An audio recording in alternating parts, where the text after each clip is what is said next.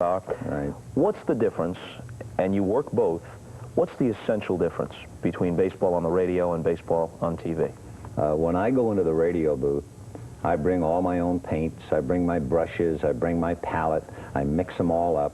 I've got a blank canvas, I have broad strokes and slim strokes and shaded areas, and finally at the end of 3 hours, I back off, and that's the best I can do on that given night, that painting. In television, I walk into the booth, the picture's already there. So all I'm doing is supplying maybe insights, hopefully, captions, some accuracy for play-by-play. But it's a vast difference because in radio I have the total freedom. I can sit down, and there's a foul ball in the upper deck, and a little kid caught it. But meanwhile, the game is going on. Television can't afford to stay on that youngster because the game is going. But in radio, I can start talking about him and Jackie Coogan and talking about how his father's probably saying, yes, well, I could have played, but Mom needed me home. And, you know, and you can do all kinds of things. You can visit on radio. Television is a director's medium, and that's it. Is there some part of you that, in a strange way, is perfectly aligned with the rhythm of baseball? As I said last time, there are many fine announcers, and it's a subjective thing. I could see someone preferring another announcer to Vin Scully. Oh, sure. It's just a matter of taste. Oh, sure. But you seem to be peculiarly well suited to the ebb and flow of the game. It seems that when you make your observations, you're able to make them slip into the little slots between the pitches, between the lulls as opposed to the high points of the game. You seem to be in sync with it. I think if I do all that, it would be the early exposure to Red Barber. I'll tell you a true story. I hope they're all true. Of course. The greatest radio broadcast I ever heard, I mean this, it was unbelievably brilliant. The Dodgers were playing the Boston Braves, and it was either 50 or 51, and the game was extremely important. As you know, 50 they came down to the wire with the Phillies, 51 they came down to the wire with the Giants, so this game with Boston was very important. Now, Braves Field, and the Dodgers were leading by a run, and it was in September, late, and a very important game. Now, during the course of the first 4.5 innings, Red was describing the weather. It was getting bad. And now, in the bottom of the 5th inning, Red was describing a storm which was approaching the ballpark. And the wind was blowing off the Charles River and on and on and on. And I mean, I was back in New York. I was cold just listening to him. Now, there were 2 outs, bottom of the 5th inning, and we needed a 3rd out to make it an official game. And the batter for Boston, I think it was Sam Jethro, was going to be the hitter. And Red said, raindrops are hitting, splashing the left field wall. Now, the hitter got in the box. He had the rain now hitting the left fielder. And he described the rain. And as he does, the pitch is made. Jethro, I think, hit the ground ball to Reese. He had raindrops hitting the bill of Pee-wee's cap as he fielded the ground ball. He had the rain following the thrown ball across the infield. And he said, there'll be no more baseball played here today. The Dodgers win 3-2, and the skies fell down.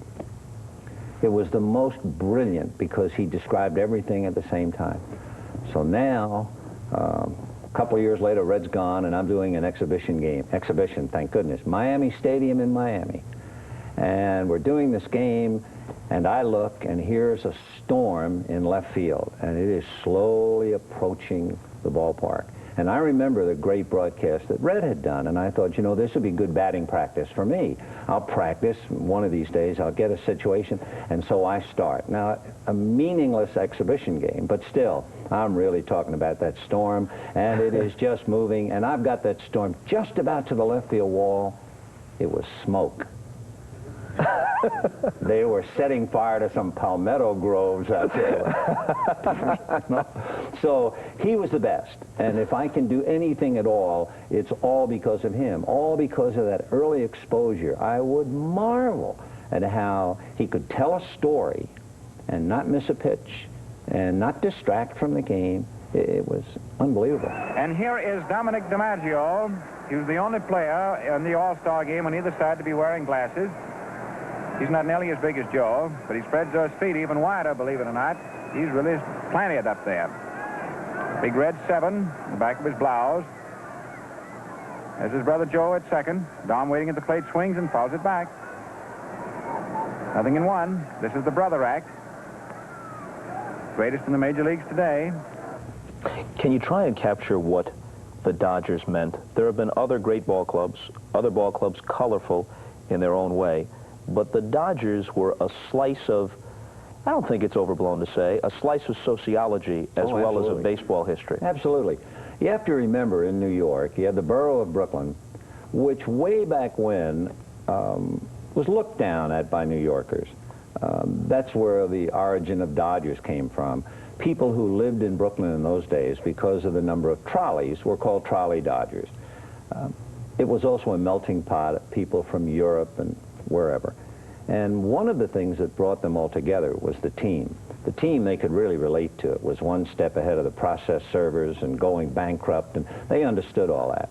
It was also, if they did anything well at all, an answer to the lordly spires of Manhattan and the bankers and Wall Street. And so it meant more than just a team to a city. Red Shane Dean, Johnny Logan, and Eddie Matthews. Lucky Strike, Bo and Smoke rings to you, wishing you the very best from Ebbets Field. Magley back again, 2-1. The pitch is belted high and deep to right field. Samoli to the base of the wall looking up at it, and this one is out of here, over the screen and gone. Red Shane Dean sits a 2-1 pitch over the screen into Bedford Avenue, and the Braves have picked up a run in the first inning. You can't separate Jackie Robinson from the story, though. An integrated baseball team that seemed, in the wake, I guess, of World War II, to those who had the proper perspective, seemed to embody what the game should be as a representation of American ideals.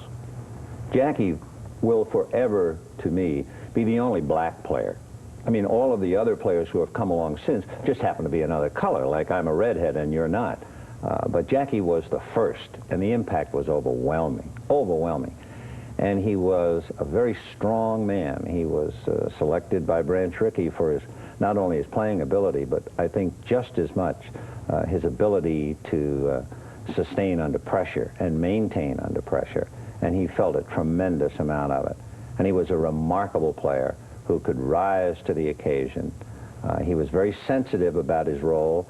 And I remember in the early days, we would play Barnstorm in the South, and thousands of black people who they didn't have a nickel, but they had saved up to come to that game. And some of them would celebrate, and they would bring whiskey, and they were going to make a party, a festival out of it. And Jackie would be furious, because he would say to them, "This is not a party. Behave yourself. This is important. And he was so conscious of that. He was quite a man, quite a man. What was he like day to day, in the clubhouse, in the hotel lobby? Very respected, very independent as he grew older and accustomed to the role. And I'll tell you one story. The Dodgers had a pitcher named Dan Bankhead, who was black. And Dan was a very easygoing, soft-spoken, gentle kind of a soul, who was, and I don't mean this in any other way, but almost like an Uncle Remus. He wore reading glasses down here, didn't speak much, but when he spoke, everyone listened, because there was so much sense behind it. This particular day, Jackie Robinson was involved in the last out of the game, and he was called out and the game ended. Jackie thought he was safe. Dodgers lost the game. Went into the clubhouse. Jackie was furious, throwing gloves, throwing spikes into the iron locker, slamming chairs around, and everything was quiet. They were just letting him blow off steam. At the far end of the Ebbets Field clubhouse, and they dressed in a pecking order, so Robinson and Reese were right up by the front door, like the best table in a restaurant. Dan Bankhead was back near the showers, you know. And Dan was sitting there this day with a little towel across his loins and the glasses here, and hands folded on his chest. And like everyone else, listening to Jackie vent his spleen. And all of a sudden, Bankhead said, "Robinson." And Jackie stopped. It was absolute silence. And Dan said, "You're not only wrong, you is loud wrong. And do you know I've never forgotten that. It's one of the great moments in baseball history. It has nothing to do with the playing of a game.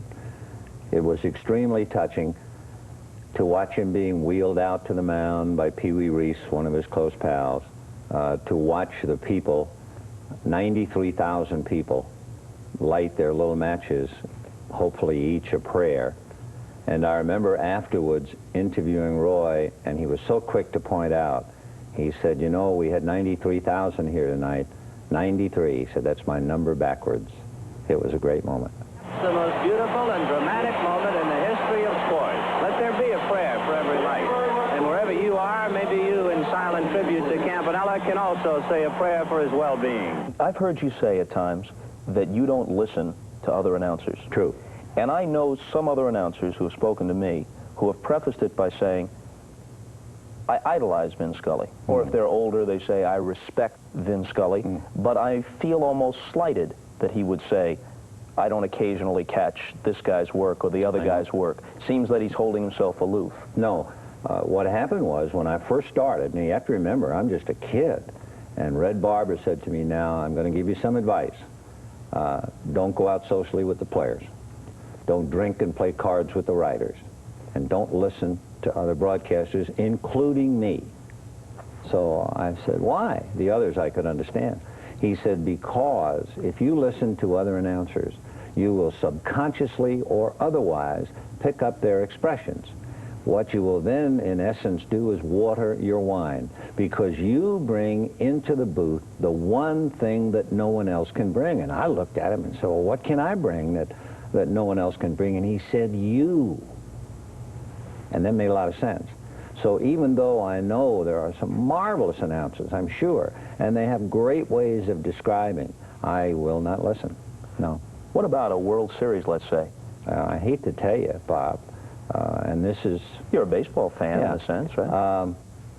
No, not really.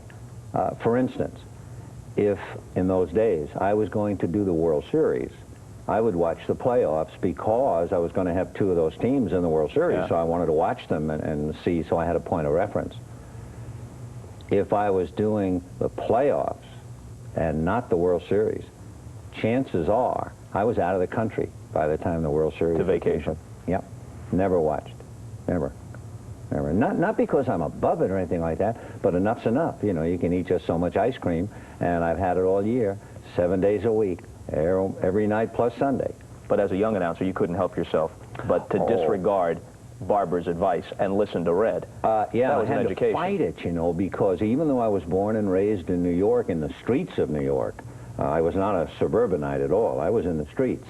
Yet I would listen to Red, and all of a sudden I would start walking and talking, and I would just drop the G's, and I would just slide into that afternoon everybody kind of Southern style, and my friends would say, what, are you crazy? You're from the Bronx, you know. And I'd say, you're right, my gosh, you know, and then I had to get back on keel. Yeah, I was always susceptible to his easy phrasing, and I had to fight that. Tell you a little personal story. 1960, September of the year. I'm 8 years old. I grew up in New York, but for 2 years, we lived in Los Angeles. My father got a new job in Los Angeles. The moving van went ahead of us, but my father and I drove across country from Long Island to Los Angeles. And we were both baseball fans, and as we made our way through the Midwest, we fiddled with the dial, and we picked up Ernie Harwell in Detroit, or Bob Prince on KDKA in Pittsburgh, and Wade Hoyt with a past tense style in Cincinnati, and Buck and Carey were partners then in St. Louis. And I guess we hit Nevada or something, and we picked you up, calling the Los Angeles Dodgers. And at that point, my father turned to me in the car, and he said, we're there. We got a little more way to go, but we're where the Dodgers are. This is where we're going. So many people got their indoctrination to big league baseball on the West Coast from listening to you. I'll be very honest. As you told the story, you know what my reaction is? I envy you that you had a relationship with your father in a car driving across the country, because my dad died when I was 4½. My mother remarried a lovely, quiet, pipe-smoking Englishman who wouldn't have known baseball from a snowshoe. So it's interesting. As you were talking, I was thinking, isn't that nice? An 8-year-old boy with his dad listening to the games.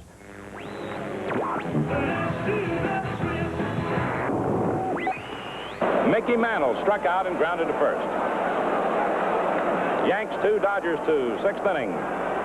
Joe Black pressing a little bit out there. There's a fly ball out to right field. That ball is going, it is gone. Working on the chain gang. Mazeroski off first. The outfielder around to the right. Slow pause to the belt to pitch. And there's a ball hit very deep to right field.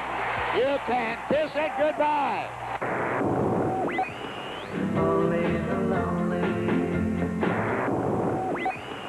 Ford works again. Chacon hit a squibber, a ground ball down to the second baseman. Richardson fielded the ball and threw Chacon out at first.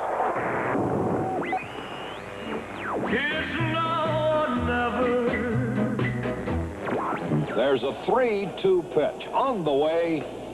He fell down as he threw that ball. He's hurting. I guess he reached back for a little. Eventually, when you leave, when Jack Buck leaves, whomever, that stylish sort of broadcasting that straddled the eras from radio to television, that we'll see no more of it? Well, I don't know. I've not really given it any thought. All I know is I'm sure the jobs are in good hands. The fellows who are working, many of them were exposed to radio, perhaps in the minor leagues, before they got their jobs in the big leagues. No, I don't think so. They'll be great ones as long as they play the game, I'm sure. It's important, though, to have that radio exposure. Even if you wind up primarily working in television, radio's the place to develop your skills. Yeah, I'm inclined to believe that. It's a great laboratory. I think without it, you've missed something. It doesn't mean that you can't be the greatest that ever lived and never have had any radio experience. But for all of us who are average, it was a great place to experiment, to learn, to split your infinitives and dangle your participles. It was a wonderful, wonderful learning ground. The Tigers let Ernie Harwell go. He's finishing up his final season. And people outside Detroit might have been surprised by how passionate the reaction to that was. But there is a relationship between a veteran local baseball announcer and his audience that's really unique. Yes, and Ernie's unique. Ernie is a lovely man. So the people in Detroit love him. And I believe he's going to be 74 this year. It's not for me to say, hey, 74, it's time to hang it up anyway.